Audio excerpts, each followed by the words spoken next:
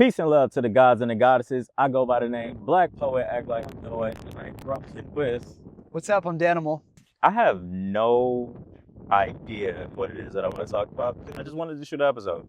It's been a lot of things that's been happening in the world, and every time that happens, I think that there's some sort of reason. I think that when they put a lot of current events in our face on the pop culture tip, it's to distract.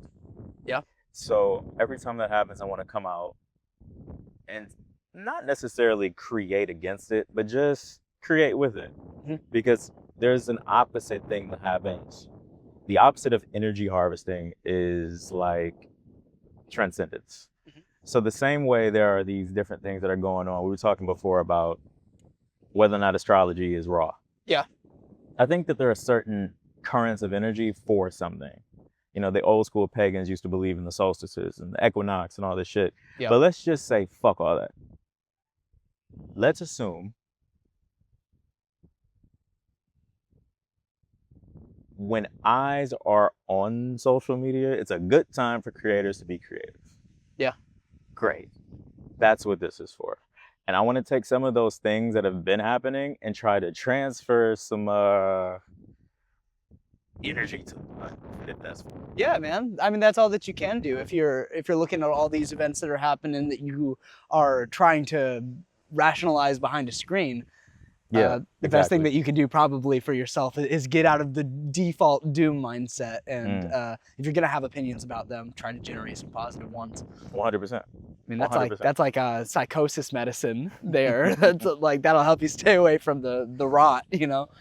Brain rot, like 100%. It's so much of it, and I don't know which one I want to go to first. Okay, what's your favorite form of brain rot right now, Poet? Because there's so many of them. There's a lot to choose from. I'm gonna start emotional and then go physical because that's where I'm at. I'm feeling very feely right And this now. is all stuff that you just kind of like seen out there floating, and you're like, you know what, this deserves some attention. Yeah, cool. 100%. And if I start to like turn up, then I'll just hide. Disclaimer: all thoughts said by Black Poet or Black Poet's thoughts. No one is affiliated with that except I. Yeah, this is my homie from years ago. He came down from Detroit, and man, I mean, we've been Instagram friends for like 4 years, but never met in person. Maybe longer, yeah. I think it was before Corona. Oh shit. And just tapping in, So maybe like 7 years? Yeah, because if that was before Corona. Good to meet you, bro. No doubt. Oh man. So yeah, that's a good one to start off of. Not using drugs as a scapegoat for peace. Okay. What do you mean peace? So I don't want to call it the hippie community, because that kind of has a negative connotation around it. Yeah. But kind of like in this new age, our generation is weird. Like we kind of grew up in a very rare pocket of time where we're in the internet age. Yeah. We have wisdom from the elders. We're after every great psyop, you know, the sexual revolution, the acid trip era, just everything that could have identity politics, black versus white, all the crazy shit. And now we're here. And we get to kind of shift where everything is going to go because we're the adults. Like we're the ones that get to decide the trends. If we're smart. If we're stupid, then we're just going to vibrate off what's put in our face. But using drugs for peace. Like there's a group of people who think, for example, they use psychedelics or weed or alcohol for like to raise vibration, like transcendentism. Okay. But that has a purpose. It's in pockets. To use that is addiction, and it has almost the opposite effect because dopamine, serotonin, oxytocin, etc. So when I talk to people who have tried things that are a bit more experimental, well, you're talking to one right now. So I guess I would ask the question of, what is the difference that you see off psychs in juxtaposition to just regular life? When you're flowing through, there's a way to absorb that type of information dolo. But then there's that breaking of the barrier, and you Uh-huh. start to see auras, you start to see many things. Okay, What's the it's difference? it's like think of like a superpower injection. Okay, you have some medicine that you like shoot into your arm, which that's not the type of stuff. No, I'm not talking about that. But like, let's just say you have this serum that turns you into a superhero. Okay, and you're like naturally bouncy and athletic, versus becoming bouncy and athletic on your own via training and years of the whole 9 yards of physical training. Yeah. Okay, that's what I would compare taking the psychedelics as a boost to actually sitting and meditating. You can go into it with the same purpose of I want to transcend and I want to be forced into it. I want to, accelerate, give me the serum to see it all. Or you can start with daily habits and actions and walk every single second that you're sober through that experience as well. I think they're both valid because I've been through both of them. Yeah. I took the accelerator when I was young, did a lot of experimental drugs when I was young, and I'm sober now, and I choose to walk that opposite path because I think I show up better. It's more sustainable for my mental and actually how I show up, Yeah. Facts. So I don't think there's actually anything wrong with them, either path in moderation, of course, but I found it, I guess, better for me impacting other people in purposeful ways, staying grounded long term to take the sober path and do the spiritual work with what I have. Because my soul needs nothing. Exactly. Yeah. I guess that's the ultimate goal for everybody on the ascension process, is to do it naturally so that you don't, because everything has a side effect. Like when you read the back of alcohol, bottle, or anything, everything has a impact on your organ functionality. Yeah. So if you abuse it, eventually your body's going to be like, hey, yo, dude, what the fuck? You know? So it everything in moderation. I like that phrase. If you're partying, if it's your birthday, hell, if you just want to have a good time with a lady, but if you abuse it and it becomes, what's the word for it? Like a crutch? Yeah, but better, like almost your natural functionality. The same way, okay, I'm going to brush my teeth, I'm going to do this, I'm going to do that. Where's my drug? Yeah. If it becomes habitual, then you're dealing with such a hormonal shift that you won't recognize yourself, because whatever dopamine and serotonin and oxytocin and endorphins are, they're naturally there. You go to the gym, you get them. You go through the life's ups and downs, you get them. Yeah. But that shit will have you so zooted. When you come back down, the crash is just as extreme as the high. I have a thoughtful point here. So like, what's your mission? Are you, with enlightenment, are you wanting to visit like you're on vacation, or is it somewhere that you want to build and live? That's my comparison. And it's not a question for you directly. It's a question for people who would choose either path, the instant serum, connection to God, or greater, or doing the daily work. Is it somewhere that you want to vacation one time for shits and giggles, or do you want to build a life in that frequency? I think the difficult thing about that type of question is everybody has free will. Yeah. There's some people, you ever heard that phrase, the journey or the destination? Yeah. It's like chicken and the egg. It's one of those things. It's a riddle, but it's not. It's like the journey in itself teaches you how to be Mr. Miyagi, wax on, wax off. So to have an end goal, I can't answer universally for Earth. Me personally, I think that the overall end game, it has to be natural, because then you don't have the backlash. But at the same time, there are things that exist when I'm in the moment where I'm like, the best methodology to get something done is the elixir, versus the best methodology to get something done isn't. And I think that's discernment. I think that's you waking up every day knowing why you're doing what you're doing. I choose to look at it like that too, because there have been times where I needed that induced state. Yeah, even caffeine, like just straight up, I'm tired as dog shit, and I need to do something. let's get a little bit of a caffeine boost. Yo, I just quit caffeine. Yeah, because that shit is it really fucks up the body. I didn't even know that. I did it for sleep, but I actually had a cup today because I was feeling a little bit low before this, and I thought I would just like, you know, use it with my discernment. Yeah. Yeah. Yeah, I mean, it's complex, but I would just say in general, don't make it a habit. Yeah. Or don't make it a part of your religion. Religion means way of life. Yeah. Don't make it, you just religiously every day abuse something, because every single thing that has a high, even if tobacco is a laxative. Let's say you're constipated. I hate to go there. No, that totally makes sense. But it does work as a laxative.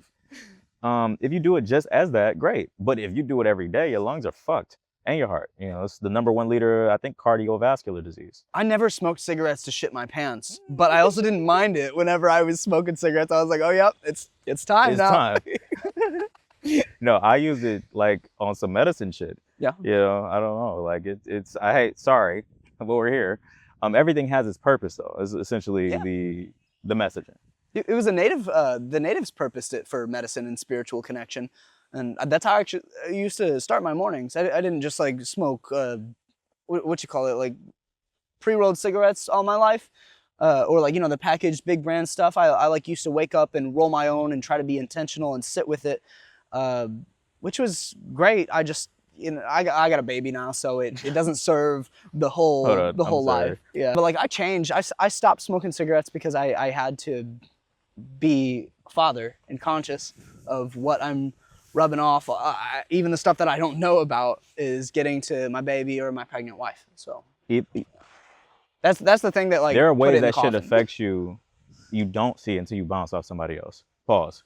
Until you see how you're and see how you're talking to somebody else. That's a real thing. Like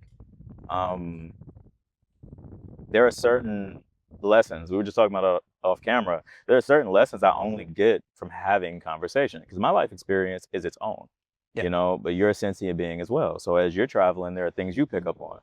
And as we're having this conversation, as two people trying to figure it out, it's like, that's what builds used to be. Yep. Like, I don't know why they stopped. There's not like a center space for like a Socratic seminar, like a place you go to where like-minded people just vibrate off each other's frequency for one purpose and one purpose only. Yeah. Knowledge. Yeah. You know, that's what the philosophers said. I told you, you'd be really good at that because you're a thinker. You enjoy builds. I think that's what friends are supposed to do. Now you're gonna, if I go there, I'm gonna insult some people. I think friendship today is different from what it was. I think most people are opportunists today. I think they're capitalists and they're thinking about friendships that are like, what's the word for it? The transactional. Transactional. Like, what can I get from you for us to be friends versus when we were children on the playground, I like your dress. And then someone else responds to you like that, and now you're swinging and you're creating it from there. So how do we become more childlike? I have no idea. That's in the scriptures. Think with the heart of a child. I don't know. You know what I do? Like, seriously, this is what I do. This is a huge, like, problem that I think I'm meant to set out and solve for the world, or at least help that, is play. Introduce play to kids, to adults. Yeah. I want to lead and facilitate play on a larger scale. And right now, for me, that looks like parkour. That's how I show up in my own play mind, is go to the parkour gym, jump around with a bunch of other dudes and challenge each other. No, that's not a pause moment. No, that's not a pause, bro. No. But yeah, to jump over to live in that space of testosterone, yes. I don't know if it's even about that, because it's like it's all giggles and shit. Like when you're like doing silly tricks and like accomplish a physical goal, but it's more for S's and G's. It's more for fun. Like, so you don't feel like we're more like, I don't know. For me, I'm not in there like lifting weights. Right. And But shit. I have to run. Me personally, I like running. Okay. Not hard. You know, I'm older, but like I like to run. I need to move my physical body. Yeah. You know, testosterone allegedly makes us a bit more prone to what you're talking about, just the idea of swinging off a branch, just hanging upside down on a branch, like, really, you know, just moving. Like it's a like a natural adrenaline boost, and we have it in mass as physical men, versus women have more estrogen that kind of makes them a bit more in tune with what they're feeling physically. You wouldn't think that, because like if I'm out in the city, like here, doing my parkour, and some guy like walks by who like just lifts weights. He probably looks at me and he's like, well, there's two things. He probably either looks at me and is like, wow, that's badass, or that's fucking gay. Like, what's that guy doing? Jumping around and skipping around. But those are social constructs. In real life, we get it. Like, those people who really need to move, it makes sense. Yeah. I can tell when somebody's like, they're burning off steam. It looks like that. It really looks like getting that energy off. So then when you come back to whatever you got to do, and I guess that's the balance, the concrete jungle, like when you come back to your money-making zone, you've burned off all of the steam. You know, you've used that mana. That's what they used to call it back in the day, chi. Yeah. You burned off that part of you that needed to release bad juju, if you will. Yeah. And now you're ready to be a full functioning person without, you know, like a lot of recovering addicts, they're told to go to the gym or to box or to run. Yeah. Because you get the same neurological pattern. I see. From using, as you do from exercise, you do from physically moving, and bro, that shit has kept me sober in moments that I was really on some what do they call it? Falling off the wagon shit. Yeah. And it was like, boom, oh wow, I can get this from just life. Yeah. Oh, this is the shit. This is what they call being high off life. Yeah. So that was the message. That was the message I was going through whenever I wrote this down, because I collect all of it like for months. Dude, I just got back into that. Like, slowly dropped the using over the course of many years. My parents got divorced. It was super rough on me. My entire family was ripped apart when I was maybe like 13 or 12, 14. It lasted forever too, okay? So Right. I immediately picked up smoking weed, doing any drugs, feeling any sort of out-of-body abnormal experience that I could. And I was hella into like flipping and doing all the trampoline stuff and jumping around like a little kid. And now I'm starting to finally... beautiful women. Yeah, that too. Now I'm finally starting to replace that and find that the things that I always wanted, the belonging I always desired, was in my body and having fun with it. Yeah. And so like I don't miss drugs or drinking or doing anything that I used to cope. Yeah. I thought it was so cool when I was coping. And now I'm like, the real cool in life is swinging around. Yeah. Living. Living. Just being who you are without external validation or the desire to feel euphoria, because real life isn't always euphoric. You know, I don't want to go too deep. I'm going to flip the topic of conversation shortly, but I lost a pet and we bonded. It was a cat. We bonded really deep, got cancer or whatever. Grief sometimes is a beautiful thing, because in like the Eastern Hemisphere ideologies, I think Buddhism is one of them, so is Hinduism. They say attachment is death, because if you attach too hard to something in the physical, when we live in a temporary world while our consciousness is here, it's a wrap. Because when you lose that thing, whatever it is, you start to get trippy. Yeah. So when that happened, and I had to grieve something I raised from a kitten, sorry, man. That shit was like, oh, this is grief. I've lost like an uncle I wasn't that close to or something like, but that right there was like, okay, this shit bold. But it doesn't mean don't experience. It doesn't mean don't love. It means we can't control all of this shit. You know, we can control what we can control, but outside of us, there is a master creator moving and swaying all of this frequency. So you can't expect everything to feel euphoric, and the feeling of an orgasm, the feeling of a blunt, the feeling of liquor or whatever, that's a rarity. You're blessed to feel those things. We're blessed to feel those things in a world like this. Because there are people, I mean, look at this shit. This shit beautiful as fuck. I wish the camera was the other way. Oh, right? Yeah, this man. shit beautiful as that fuck. That water's filthy and dirty, but it sure is a sight. That's because of them not doing what they need to do with it. But in a perfect reality, that shit's supposed to be blue as dog shit. Blue as... You know what I mean? It's supposed to be blue as whatever blue is. And we're supposed to, you know, what is the word? Treasure it. Yeah. But those are pockets. And in the Eastern Hemisphere, they teach you to live in the pockets, the flow.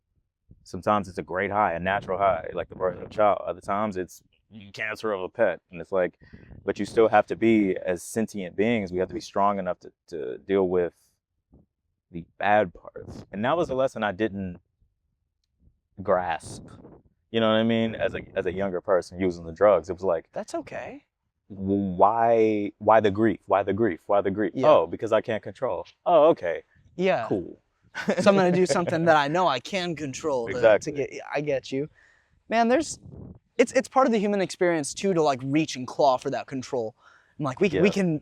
I guess like the enlightened version of us would be like, we don't need things. We exist as we are, and we live in those pockets of everything. We're present through every moment on purpose. But like part of learning the value of that is by experimenting with drugs and throwing yourself away, really. Yeah. And attaching yourself, or like letting yourself like beat yourself down from the pain that losing attachments brings you. Like that's just as much a part of a human experience as enlightenment is, if not maybe more. I think that might teach us more in the end. I hope you're fucking wrong. I hope it's some iller shit than this is. Yeah. I hope it's some more shit. Like as I age and see more dimensions of consciousness, I hope it's some flyer shit than just healing. I guess knowledge for me is king. And that's a great question. And I'll wrap the esoteric aspect of it up with this. Everybody has free will. I know I live for knowledge in itself. But for you, somebody so abnormally wise and young, I wouldn't say I'm abnormally young. I don't have conversation. You got to think, I travel for a living. Very rarely is somebody as young as you are and that quick. Dude, I did a lot of research chemicals when I was younger. I wasn't just doing LSD and mushrooms. Like I was doing 25-IN bomb a lot. And that made me lost for a long time. And I was way too deep in the hole. Like I attached myself to nothing. I didn't have anything to hold on to. I chose not to. And so like slowly gaining myself back through healthy habits and relationships and family structure that I'm building, it's been nice. It's been grounding. I don't want to cut you off, but you're talking about the difference between the root chakra. I think everybody I talk to who has that experience goes into some trip where the only thing that matters is the spirit world. Yeah. And then they see it and they live in it and they have wisdom, but they never are able to ground. They can't actionize. Some people don't come back. The wisdom. Yes. They end up, I think that it's called spiritual psychosis. They end up wandering. I think that's what you see with the people that are homeless. Yeah. Like they just, whatever they took, they did see what they saw, but now they can't discern it and they're just gone. And I pray that I stay on the weird side of things, but I don't ever go back into deep end like that. That I can use my esoteric presence, if you will. Yeah. Or like, it's my choice to be present. Transcendentalism is not a illusion. It really is what you see. It's just not the only world of consciousness that there is. I think it has no purpose if I can't ground it and relate it to living beings around me. And be an example of, let's have fun. Let's enjoy this life while we're here. Yeah. Because what else is there to do? You can't do anything with it. We're going to let that live. We're not even addressing that. But I'm scared of being the crazy man though. I really am, and I was for a long time. It's like, how's this gonna pan out when I'm like older, or my brain goes through natural aging and degradation? Maybe I'm still scared of that a little bit, but I want, while I'm here in the presence and conscious, I guess at any time, I want to do my best with all the will that I have to bring benefits to my family and other people that I'm close with through that esoteric presence. Well, I mean, it's as simple as the fact that you have to look at it like this. Through spontaneity. Spontaneity? Is that? I think it's spontaneity. I don't know. But you know the word. Yeah. However it's pronounced. I'm like, yo, I need to shoot. I'm here. Boom, bang, pow. And you actionize something that came from your mind's eye and not corporate. Mm-hmm. So you're doing it. So if you stay on a pathway to do it like that, you do it forever. The balance is strange. You can't be doubtful in it. It's going to happen in the sway of things as long as you're showing up without fear. because that's also a scripture. The fear blocks the root chakra. Fear blocks our ability to create in the physical. So if we're too afraid to go out and touch grass and meet people and have conversations, then we're going to fucking fail, because a lot of times the answered prayer is through other interactions. The question is, how do you know who to trust and build with? Yeah. I don't know. I just be doing shit. Dude, my relationships. It's fucked up. Sometimes it's not. It's probably a smarter way to do it, but sometimes you just got to do it, man. Carpe diem. Sometimes you really do have to seize the day. And I can't be the person that tells you the practical way to do it, because I am spontaneity almost in a body. But like, there are smarter people, wiser people who have figured out practicality and the way to show up like that all the time. And I think that's how you don't slip into spiritual psychosis. Yeah, man. And you got to be able to apply what you have learned up here and in here to out here. Because this, like, why else? Our souls being trapped in these bodies for our lifetime, it's got to have a purpose. Yeah, 100%. Even if it's to experience or have fun, whatever your theory or your values are, and just, you know, whatever. Our job's to play it out in real time. Who gives a shit? But I'm saying, like, feel it. And that's what I think when I think leisure. Like, feel it. Don't feel it to the degree where you're just lost in it, but feel it like, oh, that's the difference between a bad trip and a good trip. If you haven't done your inner work sober, you're going to lose your fucking mind. Yeah. Because when you're off the trip, it's going to activate everything you've been hiding from. But if you've already done that inner work, now it's just like, oh. I mean, I've seen people, and this is the same case with me too, like no inner work done. Like, it shoved me off the deep end and kind of forced me to work through that too. So that's why I don't recommend against, I guess, using substances responsibly. And I'm glad you expounded on that. Yeah, you're right. I don't recommend against it, but I also don't recommend it right now because I choose not to operate like that right You've now. you have the experimental phase and you have the answers.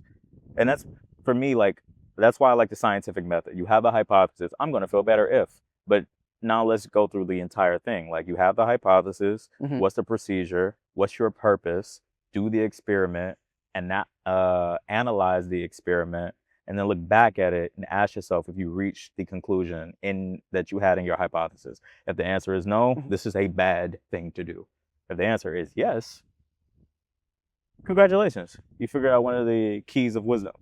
But if not, let that shit the fuck go because it will destroy you. And certain things can't be abused. There's different types of uses too. There is to have fun and to escape. And then there is a deliberate use to meditate and become more whole with yourself. 100%. And I guess a majority of my use was not medicinal. It was more escapism than it was like trying to treat myself. And bro. My gosh. That nigga chilling, he's straight. Yo, there's this, you guys can't see it. There's a squirrel down. He's like at my feet right now. Hey man. He feels the good vibes. How you doing, bro? I've never had a squirrel approach me, bro. It normally means he's not afraid. Hey, sweetheart. I think you want some food. Or that, but I ain't got nothing. Bro. I mean, it's not like feeding crocodiles. It's like, you know, it's just a little squirrel. Now I'm gonna end up walking around with like paws, nuts or berries or something next time. You pause. No, because that's crazy. Walk around with nuts is crazy. When I was a kid, Bruce Lee used to be the shit. It's like no one's interested in that. Jackie Chan, like. I love it. Yeah, that used to be the shit. I don't know how that subgenre of art disappeared. But like, I'm really, really interested in bringing it back. I'll give you my guess for S's and G's. I've never heard that term before. For shits and giggles, that's what you're saying. Yeah, okay. Yeah. For shits and giggles, I'll give you my guess as to why it might have disappeared. I think maybe just like gun culture. Wow. I think that solved a lot of the martial arts movies, because maybe, this is just my theory, maybe people got sick of like, oh, well, why don't you just fucking shoot him? Which is like, I guess how my brain responds in a real fight. Like I wouldn't be out here like, you know, yeah, but that's like kung when we fu watch people. Movies. I would be like, it's fantasy. It's not supposed to be real. Like Jason Statham fighting fucking 20 people by himself in a John is impossible. Well, the martial arts movies that are successful right now, like John Wick, or I guess, you know, combine. That's gun fu, which is ridiculous. Yeah. So like, I think that's why I think that it's because of guns, is because the ones that are super successful now kind of like blend the two, firearms and martial arts. There is a basketball player named Klay Thompson. Okay. There is a Warriors. Okay, cool. Right. There's a musical artist named Megan Thee Stallion. Yeah. They once dated. Yeah. Some people say the relationship existed for clout, like you know, Hollywood sometimes puts people together for marketing. Yeah. Other people say it was real and he cheated and he's terrible. What if she was just really thick and he was like, I want some of that? And then there's that angle. I mean, that's what most people. That could hold a little bit more power over me than like the whole like social media. Clout. Yeah. If it's thick enough. Why not? Why not? So my question to ground it into something a little okay, so I can kind of play it like one way and the other way. Let's say I'm gonna give some grace for the women the first time.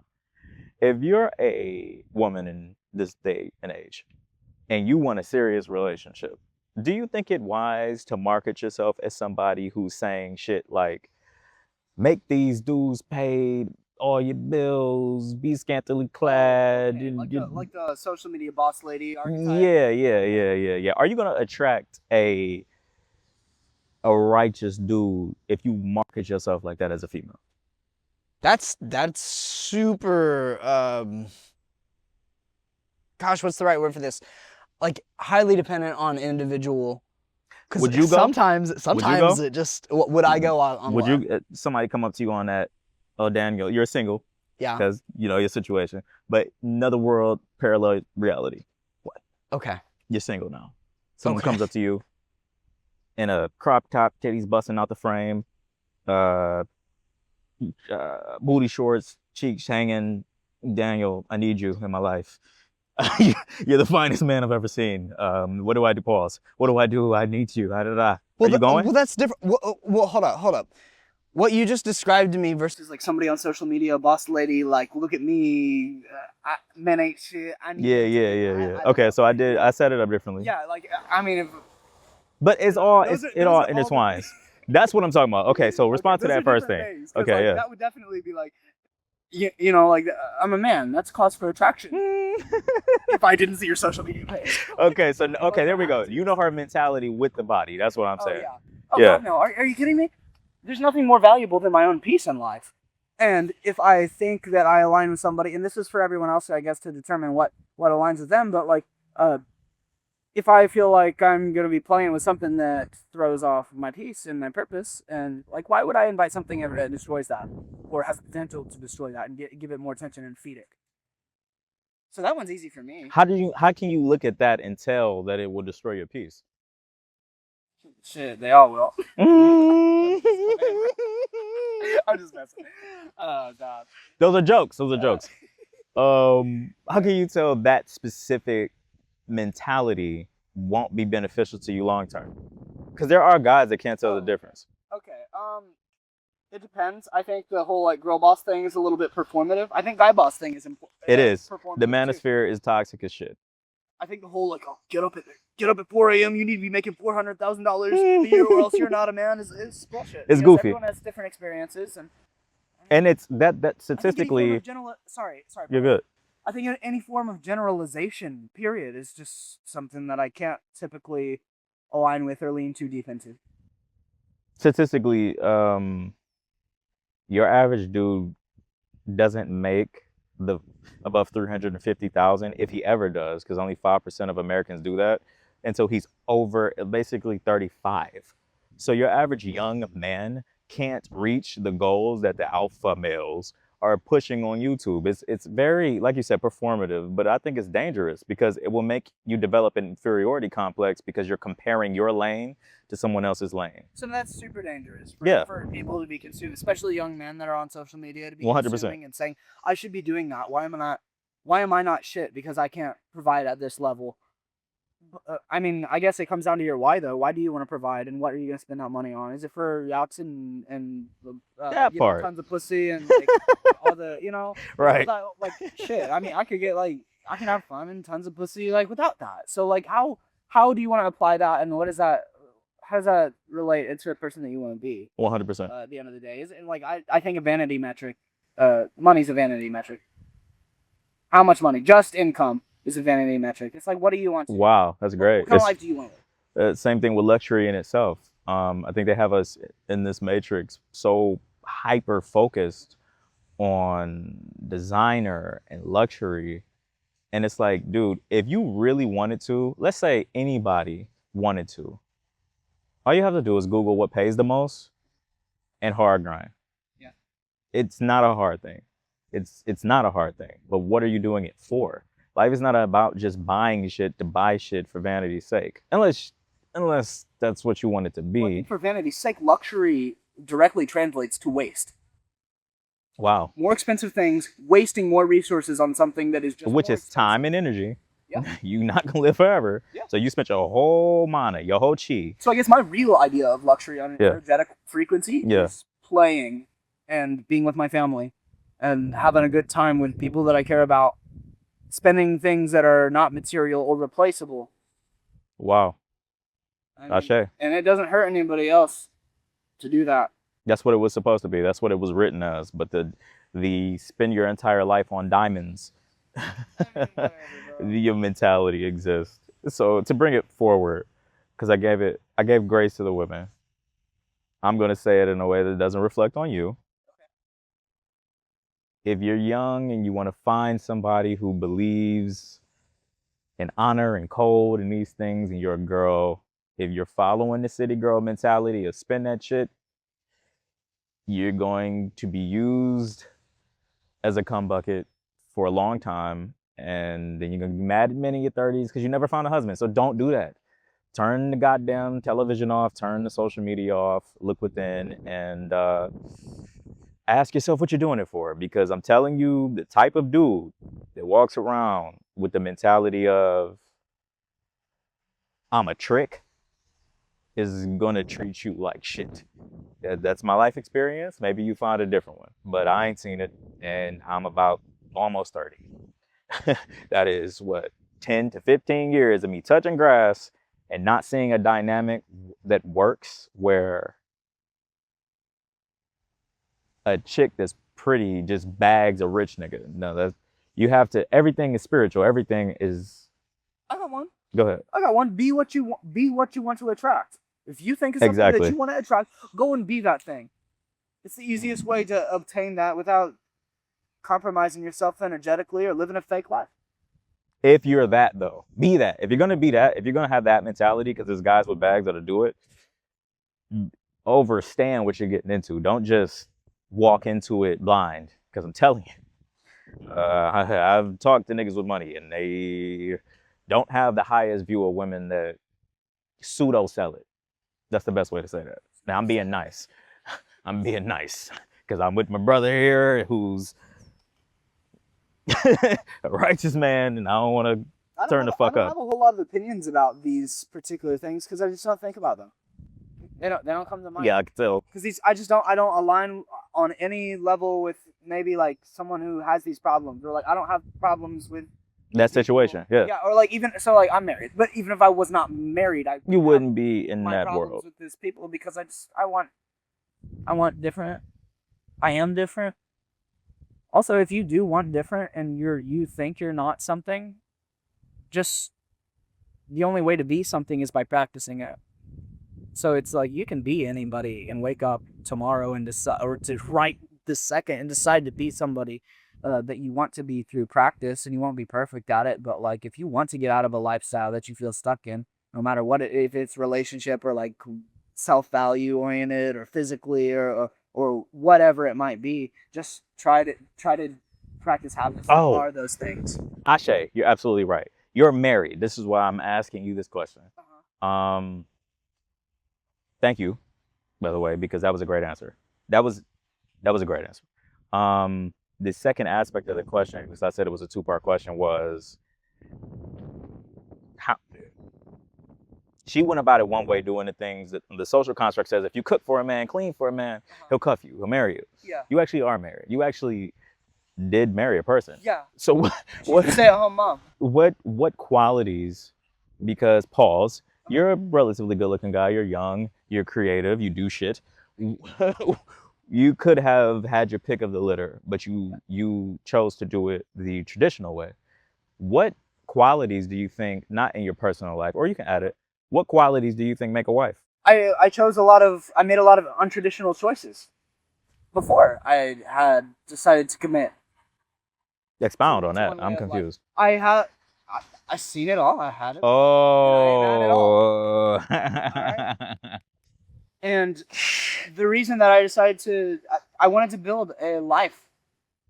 So it wasn't cool anymore to be outside. The reason why I decided to settle down was my brain developed. Like I turned 25 or 24, and my brain was like, this is what I need. This is what I value. Yeah. I want to come home to a family. I want to be around people that I love. I don't want to chase anymore. So you actually gave the mentality that a lot of traditional men say.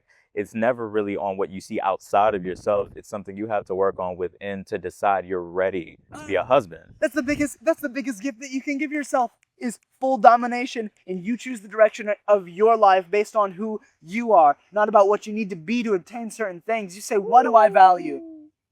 Say, what do I value? And become that thing for yourself, and you'll stop answering to other people. 100%. That's in that sort of peaceful shift. I don't do everything perfectly. I don't have everything that I want right now even. That shit irrelevant. You're going to get it just off your mentality alone. I just want to align with myself in a way that makes my existence less pressuresome and more contributive to the things that I care about. Yeah. And a wife and a family. Like the kid was on purpose. We have another kid on the way, on purpose. It's for the sake of a life that we can all share and enjoy, feel I'm all with. That looks different for everybody. Yeah. But I was done fucking with the streets. Because I didn't align with the streets and what the streets value. Yeah. And what the trap turns you out to be. Yeah, it's literal destruction. You can't, unless you like it, unless you enjoy a life of chaos, you just simply can't survive there long term. Well, I think like this is deep into it, but I think the whole I'm just gonna call it the street life, okay? Yeah. I guess street life as far as you call it the underworld. I guess I'm gonna go with both things here. Being tough, being I guess like toxic family wise and relationship wise. I feel like the only way to describe this shit in the way that I know how to is I'm gonna define the word in my opinion. When I call something ghetto,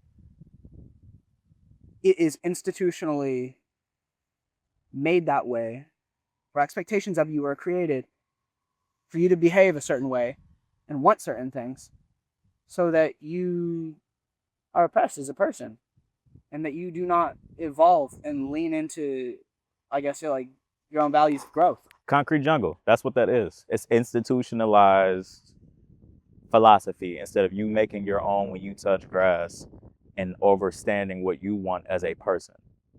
If someone tells you these are the things, you need to be rich, you need to have the hoes, you need to do all of this shit in order to be a sane human, you chase them and then you get them and it's like, well, I'm still fucked up. What was the point? I think the ghetto is systematic structures that have you leaning into stuff that doesn't serve your best interest. 100%. Then I think all that we've been talking about, like as far as like, oh, would you do this? Would you choose this if a woman is like this? It's all like what we're talking about is symptoms, constructs of oppression. Don't like to have to behave a certain way to be like spiritual oppression. Spiritual oppression. Yeah, that's what I mean. That's a term. Pooh Shiesty and Gucci. Look, man. The entirety of hip hop is bullshit. Cat to tell you on wax, I'm the biggest driller, I'm the biggest slider, I'm the biggest chop holding XYZ, ZYX whole time. When some shit really go down, when it's really smoke, when it's really a problem in the atmosphere, they call the police. Why? Because sitting in the cell, sitting in the cage, and they got new age cages, not even the cages that you see on television. They got real cages with no sunlight.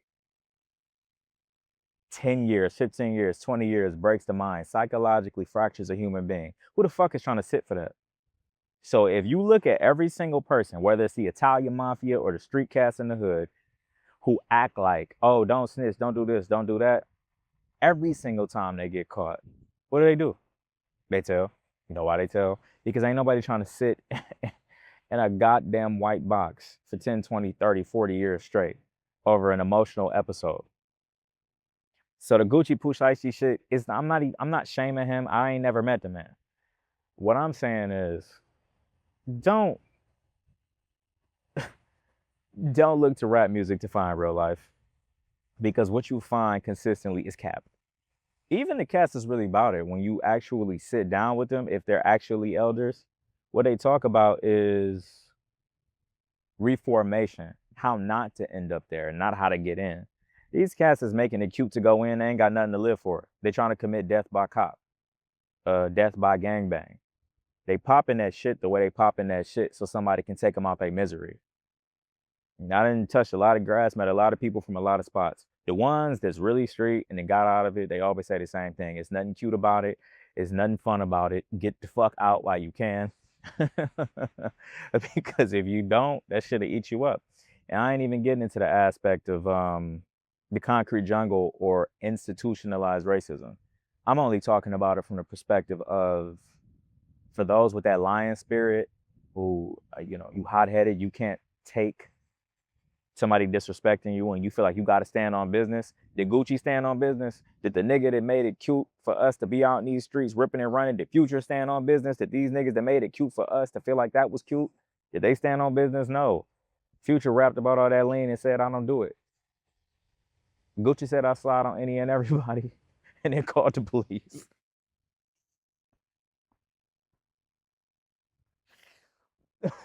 Bro, be real with yourself. Understand what you here for and keep it pushing like that. Iceman. I love all the 6 p.m. in Toronto records. I love all the spots where he's being lyrical. It's fire, bro. I ain't gonna hate. It's slapping. It's just not views. It's not, nothing was the same. It's nothing new. He kind of is in his pocket, in his cadence, doing what he's supposed to do, responding who he's supposed to respond to. But I feel like it was released to get out of a deal. It wasn't done for the sake of like musicality. And I think that's what we look to Drake for. We look at him to create something new, not to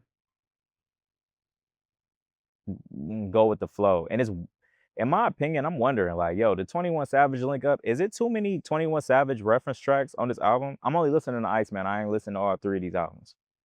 They're gonna make the club slap as Drake. He gonna have bops. But maybe it's time for Dog to stop creating rap albums. Maybe because Iceman was supposed to be that, but I almost want Drake to get back in his single bag, his pop bag, his R&B bag. Like, I don't really want to hear him talking about how the gang is slide and all this shit. Like, I don't care to hear it. It's cap. You are a actor from Canada. I'm not saying you don't have street niggas around you. I'm saying at this point, bro, make Controller 2 and 3 and 4 and 5. Like, what we doing? Are the bars fire? Absolutely. I'm always happy to hear great rap from any MC. But does it feel real? Does it? Not really. What exactly was the point? What exactly was the point of making 68 responses to the diss 2 years after the fact? I guess he was on some contract hold up type of time, and that's fair. I'm not mad at it, but let me listen to the other 2. I ain't gonna give no hard review. Let me listen to the other 2. As far as now, Iceman, did I download some tracks? Absolutely. Shebang, Make 'Em Pay, National Treasures, Bees on the Table, Fire Records, replay value through the roof. But is that what I want from Drake? Do I want 6 p.m. in Toronto 6 times back to back? Not really. Not really. And I don't know what the single is off that, but I guess I'm outdated, not a touch. It's a big debate on which city created the sound in Detroit. They saying it's Oakland, they saying it's this, they saying it's that. Bro, it's always been a Midwest sound to take that wah wah wah wah wah wah sound out west. If you listen to Ohio players, If you listen to Cutie Pie by One Way, if you listen to anything that came out the Midwest, from George Clinton to anybody, all of that came out the Midwest. It did not come from, I'm sorry, yeah, they flipped it into hip hop first. I give them the credit. No Limit, not No Limit. Yeah, there is No Limit. Master P and them cats that was in New Orleans. Yeah, they flipped it and they did what they thing with it, like that. Like what? How they do that there? Yeah, you're right. That's the sound existed there first. In Oakland, it existed there first. Players Ball with Jodeci. You're right. But really, it came from the Midwest. Whether it was Bootsy Collins and all these cats, all of that came from the Midwest. So I'm tired of this conversation. Let's dead it. Detroit got love for Oakland. Oakland got love for Detroit. We don't have to keep having this debate about where the sound came from. You don't believe me? I can clip it, because I can't remember all the records off the top of my head. But all those records came out of the Midwest, taking a synthesizer and making it funky. That's what that is. And then putting some hard drums and percussion on it. This has been No PC Radio. Peace and love to the gods and the goddesses. I go by the name Black Poet. Act like you know it. I gotta change that. That shit ass. All right, keep that.